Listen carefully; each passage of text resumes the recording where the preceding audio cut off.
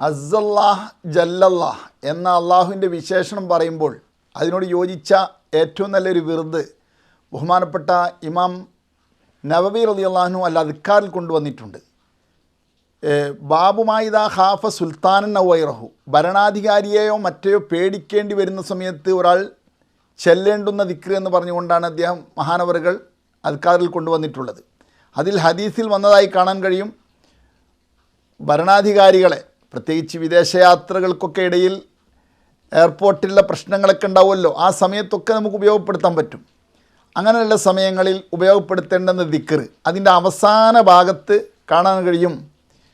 ലാ ഇലാഹ ഇല്ല അന്ത അസ്സ ജാറുക വ ജല്ല സനാഉക.